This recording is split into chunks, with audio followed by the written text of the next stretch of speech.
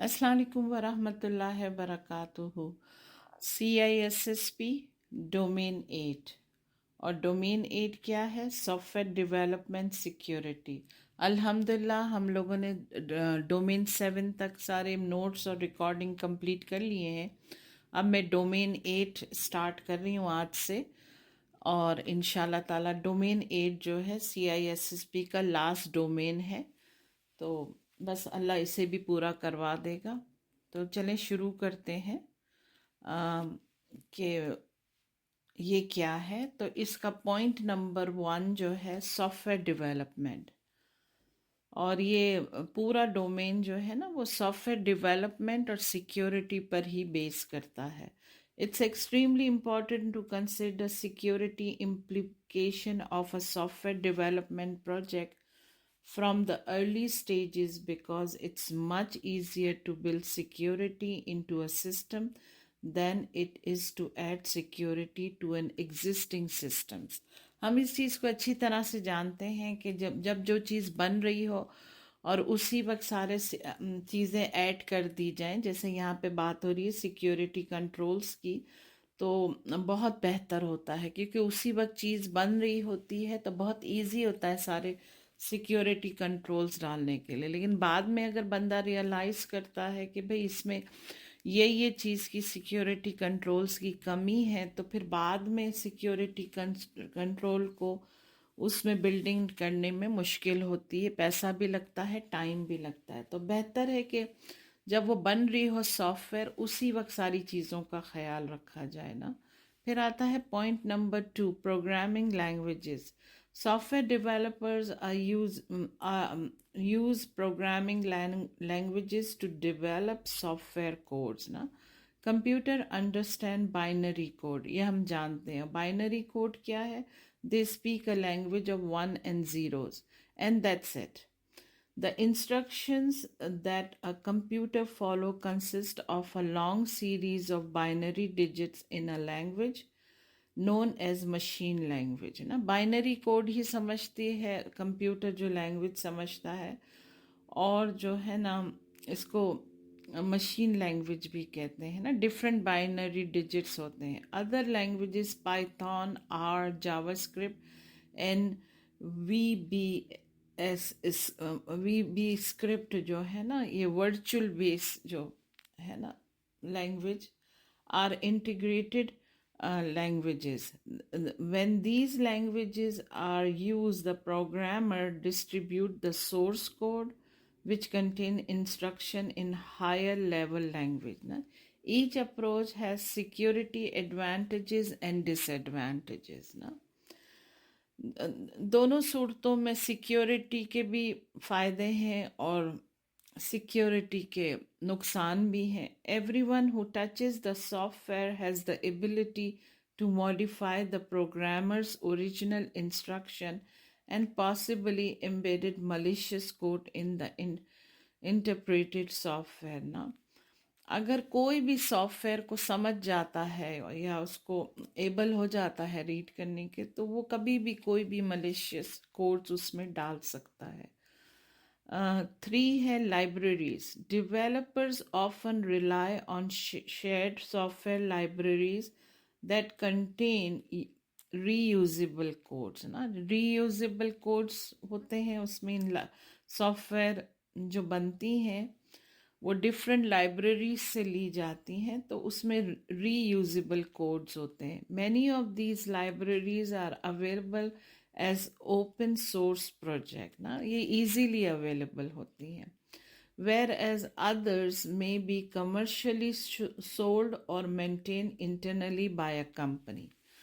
To protect against similar vulnerabilities, developers should be aware of the origin of the shared code and keep abreast side by side of any security vulnerabilities that might be discovered in libraries that they use ना। उनको इस बात का ख्याल रखना चाहिए क्योंकि libraries के ना रीयूजेबल कोड्स होते हैं कितने ना, तो लाजमी है सभी यूज़ कर सकते हैं।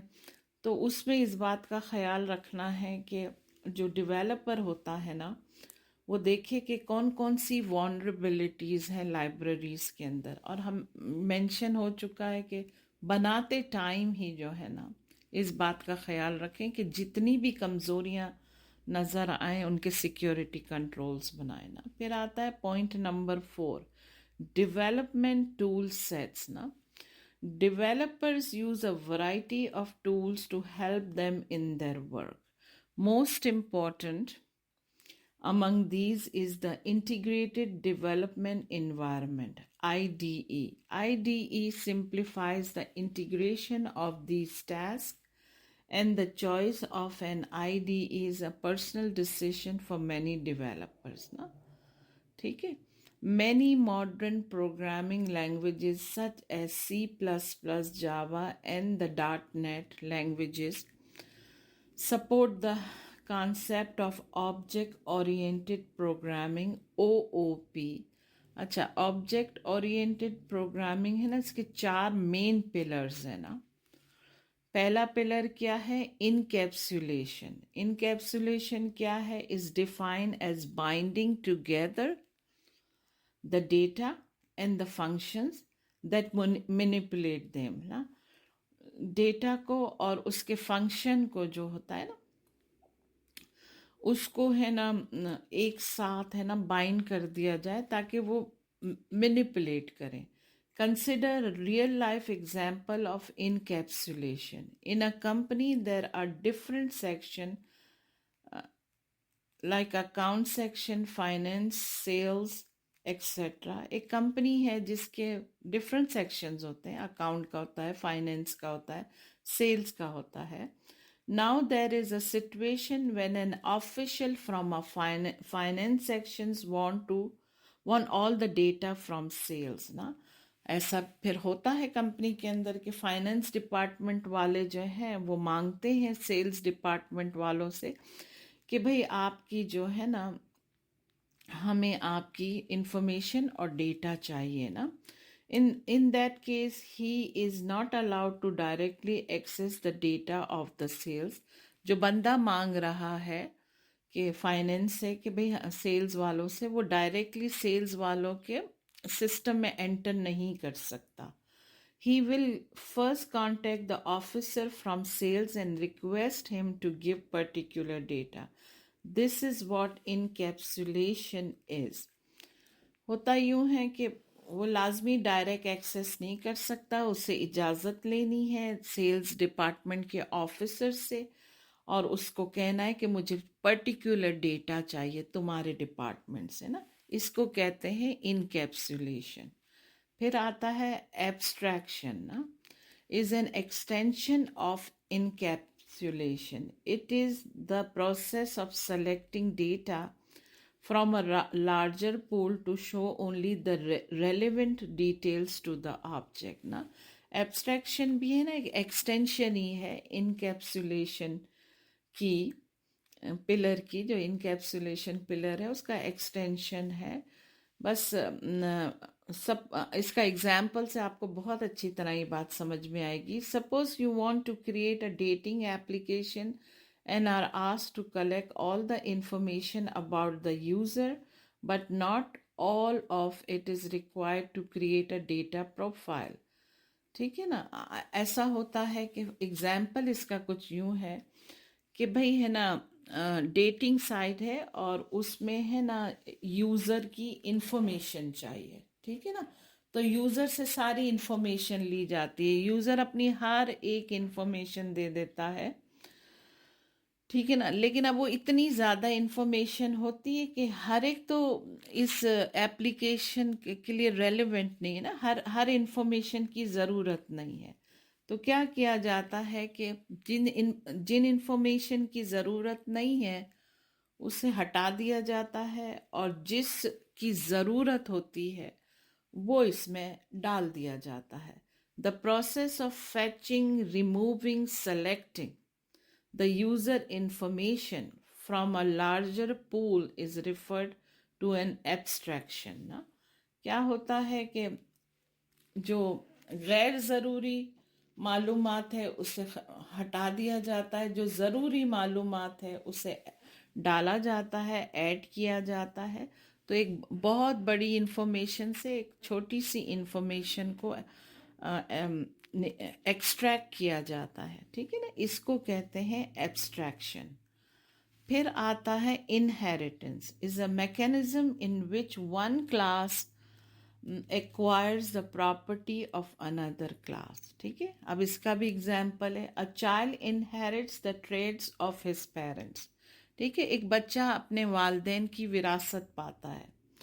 With inheritance we can reuse the fields and method of existing class, ठीक है ना, क्योंकि अब उसकी उनके माँ बाप की प्रॉपर्टी है, उसके माँ बाप की जो कुछ भी है वो जो है अब उसकी हो जाती है, तो अब वो है ना उसके नाम पे रीयूज हो सकती है।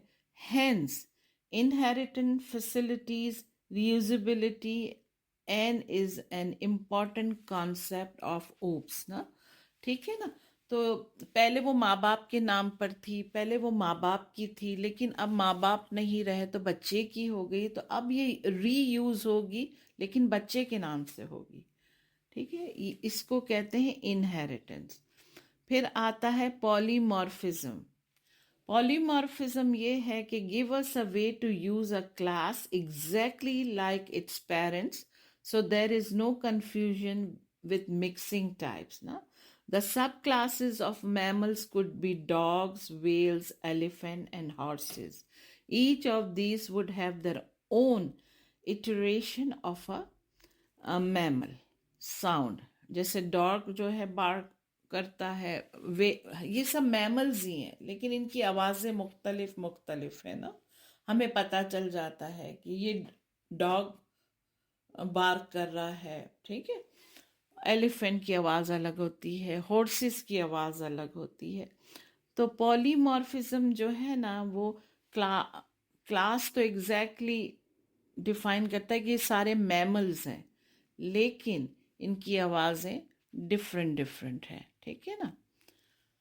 तो ये पॉलीमॉर्फिज्म है, और ये इससे यूं रिलेटेड है कि पेरेंट्स जो होते हैं जो कुछ छोड़ के जाते हैं, वो हो सकता है एक बच्चा ना हो ना, कई बच्चे हों, उनमें अपनी विरासत देते हैं ना, तो सबका अलग अलग होता है ना। फिर आता है point number 5, oh my god, assurance.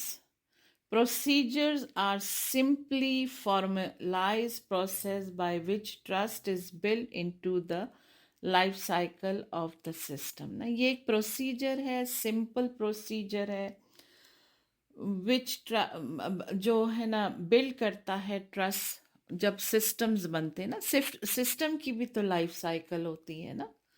Number 6 है avoiding and mitigating system failure ना, no matter how advance your development team, your system will likely fail at some point in time ना। इंसान कितना भी परफेक्ट काम कर ले, लेकिन कहीं ना कहीं ज़रूर कोई गलती छोड़ता है, और वो और कहीं ना कहीं सिस्टम फेल ज़रूर होगा, नो मैटर कितना पैसा खर्च कर लिया हो, और नो मैटर कितने एक्सपीरियंस डेवलपर्स हो ना, होता है, सिस्टम फेल होता है, ये इंसान की ज़िंदगी है। चले जो है अब दो चीज़ें फिर से, कि जो ब्लू हाईलाइटेड है वो एक्रोनिम्स होते हैं, एब्रीविएशन होते हैं, उन्हें ज़रूर याद कर लें, ठीक है ना।